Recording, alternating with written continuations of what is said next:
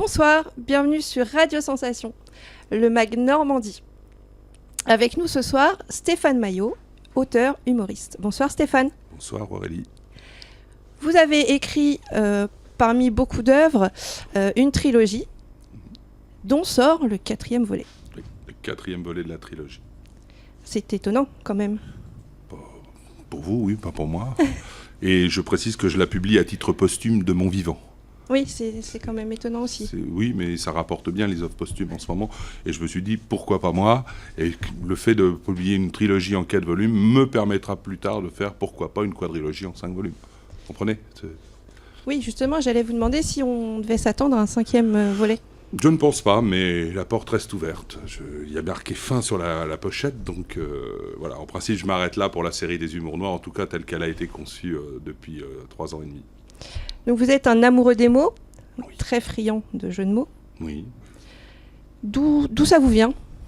D'une éducation, je pense que mon papa était très fan d'Alphonse Allais, Tristan Bernard, Pierre Dac, des choses comme ça.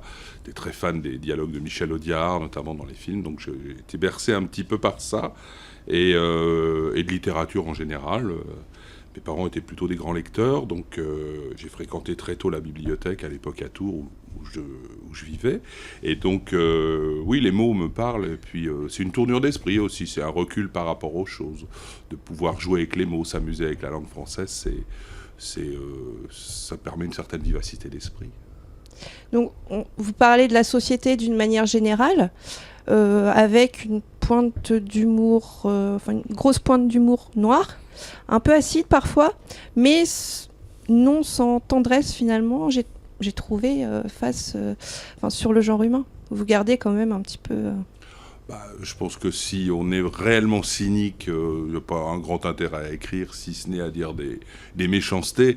Et je me considère comme beaucoup d'humoristes comme un faux méchant. C'est-à-dire que j'aime m'amuser des situations, j'aime rire de gens, pas finalement trop sur des attaques personnelles. Quand elles le sont, j'ai coutume de dire que c'est pas moi qui ai commencé. Je pense à la classe politique ou à certaines personnes, comme je parle dans mon nouveau livre là, c'est ces femmes qui ne refusent de vieillir et qui se font lifter, dont on peut penser que le chirurgien qui les a opérés, enfin le chirurgien esthétique, doit avoir beaucoup d'humour au final, ou alors c'est fait plaisir, il y a un truc qui va pas. Mais voilà, après, je ne juge pas, chacun fait comme il peut, fait comme il veut. Mais oui, je suis un faux méchant, mais un humoriste se doit de toute façon, de temps en temps, de dénoncer des choses taquines, dirons-nous.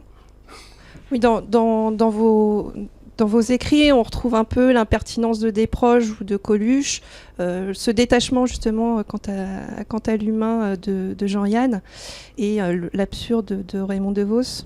J'ai bon ? Oui, vous avez bon, c'est les beaux compliments que vous me faites. En tout cas, c'est mes maîtres à penser, c'est toute mon inspiration que vous avez citée là. Peut-être avec une plume un peu plus, entre guillemets, moderne, plus personnelle, par aussi des choses, comme je viens d'une culture, je suis musicien à la base, donc des choses comme Bobby Lapointe, dont l'amour des mots forcément, et puis un côté Desproges, oui, c'est toute ma jeunesse, ça, le tribunal des flagrants délits, c'est quelque chose que j'écoute quand j'ai pas le moral. Donc on y parle de politique, de handicap, des rapports humains plus ou moins intimes, de culture professionnelle et des dictats de la mode, donc on parlait justement de ces chirurgiens esthétiques avec beaucoup d'humour. Oui, dans le dernier volume, là, le 4e volet de la trilogie, je parle effectivement de ces sujets-là. J'essaie toujours de prendre du recul et j'ai coutume de dire que je ne traite que des sujets sur lesquels je suis à l'aise. C'est-à-dire que je peux traiter du handicap, je peux traiter du racisme, je peux traiter de l'antisémitisme, je peux traiter des rapports hommes-femmes, des gros, comme quoi je ne suis pas rancunier, des femmes en général, parce que c'est des sujets sur lesquels je me sens à l'aise. C'est-à-dire que je peux aller très loin, effectivement, toujours dans les limites, effectivement, de ce que j'estime être entendable, peut-être pas par tout le monde, mais voilà, au niveau légal, oui, bien sûr. Mais par contre, je ne traite pas de sujets sur lesquels je suis pas à l'aise, parce que je crois que je deviendrais pompeux, je ne deviendrais pas drôle, parce que c'est des livres qui ont quand même une vertu, en principe, humoristique, et qui doivent le rester à tout moment. J'essaye toujours de faire attention à ça. Je ne traiterai pas, par exemple, en ce moment, de 2 sujets qui sont sur le tapis en ce moment. C'est la PMA, la GPA. Je n'ai pas d'avis sur la chose, je ne me sens pas concerné, ce ne sont pas des sujets qui me parlent, donc c'est des sujets sur lesquels je pense que je ne pourrais pas être drôle. Tout au plus, je dirais, à propos de la GPA, la gestation pour autrui, que je m'étonne que les catholiques intégristes soient contre, alors que c'est eux qui ont déposé le brevet il y a à peu près 2000 ans. Oui, parce que vous êtes un auteur prolifique et pas prolixe, pour le coup. Ah non, mais j'en parle l'autre. Vous avez quand même écrit 9 ouvrages en 3 ans. Ce qui est 3 ans et demi, pardon. Les adolescents, le demi.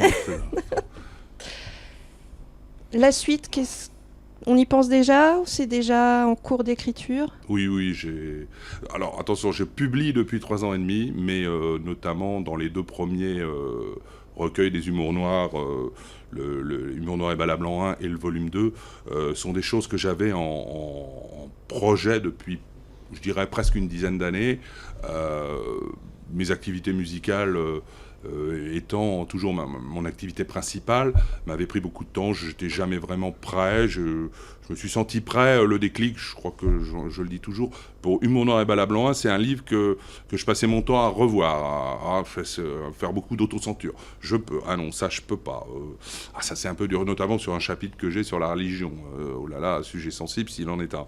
Et puis au final, il y a eu les attentats de Charlie, donc en janvier 2015, et là, je me suis dit non, c'est pas possible, je me mets trop d'interdits, donc j'ai repris ma version 1 des chroniques, notamment celle sur la religion, où je me suis dit, allez, allons-y, de toute façon, là, on en a besoin, il faut prendre du détachement par rapport à ce genre de choses, ce qui est le principe de l'humour noir, de prendre, justement, être capable de rire de choses graves.